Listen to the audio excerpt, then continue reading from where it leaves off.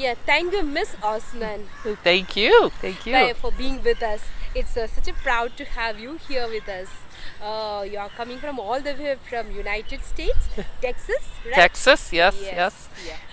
And it's all the more wonderful to know that you are coming from a family, a huge one, with three daughters, one Uh-huh. son, and Yes. 10 grandchildren, Yes. and yet another one more is on the way. Yes, yes. And most your grandchildren are seven below, Yes, which yes. adds a lot of life, lot of fun, and it surely brings the love. It I'm does. Yeah. sure this little bit the play up the children do is also a point where you are again exercising your parenthood, where love, compassion, everything you need to keep on adding into. Yes. Okay, ma'am, please tell us what is your experience being part of a big family, large family. How do you value it? What are the family values that we get in? Yes.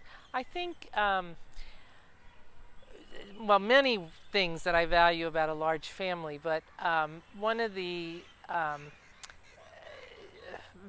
honors that I felt I had as a mother, which I learned over time. I did not have this when the children were little, but as I grew into it, realizing that I had a great honor of seeing this person whom God had created and seeing what God's dreams are for this person and understanding my part in helping God finish his creation in some way, right?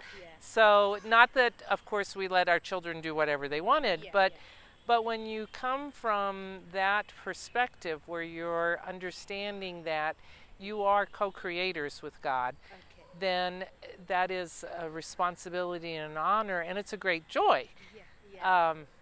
I think one of the things when we were expecting our first grandchild, a friend of mine said, the best part about being a grandparent is you already know how it's going to turn out.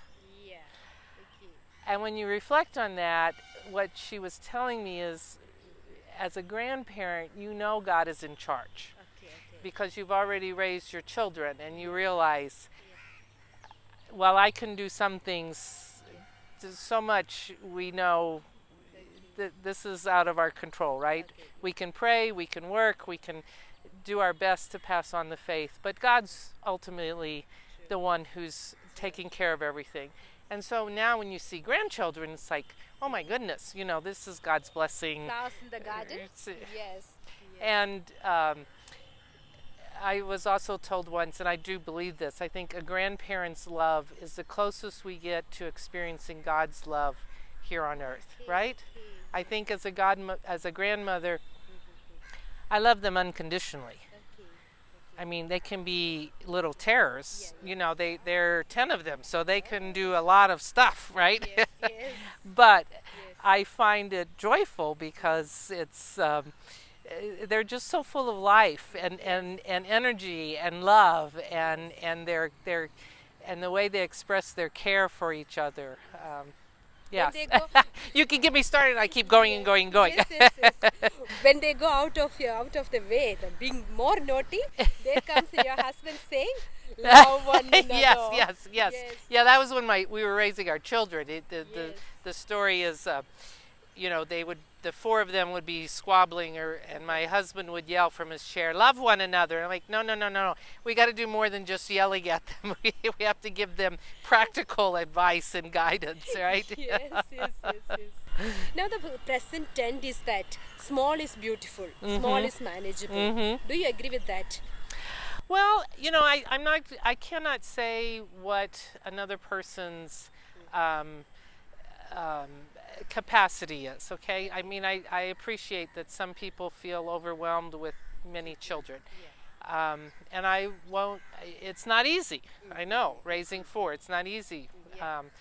But I will say, I think one of the benefits that my four children had is that they learned from little on that they were not the center, Okay. right? That they had to accommodate one another, not just tolerate each other, Yeah.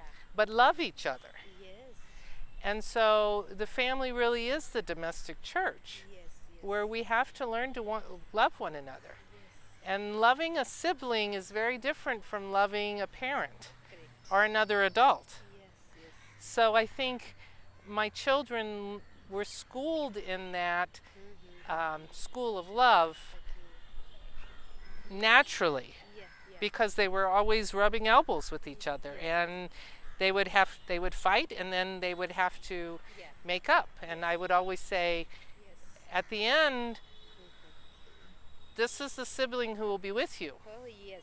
True. I won't be there, Yes. and your friends will come and go, Yes. but Yeah. your sibling is the one who will be with you all your life. So you have to get along.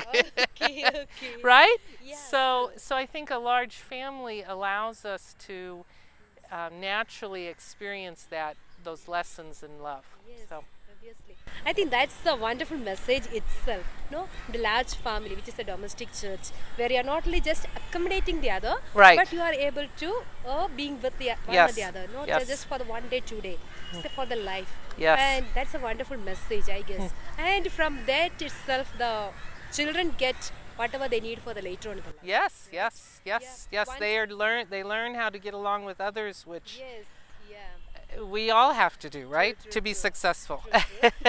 The sibling rivalry. Yes. And again, coming back to the normalcy, Yes. everything is later for lessons for later stages. Yes. Where you grow up into a patient and Yes. more tolerant and all Yes. this. I And- think that itself and gives a lot of I value. feel my children understood that lesson, because now they have 3 and 4 children themselves. So I Yeah. think they they already has picked up Yes. the value of being a bigger family. yes, right? yes, yeah. So That's really wonderful. yeah.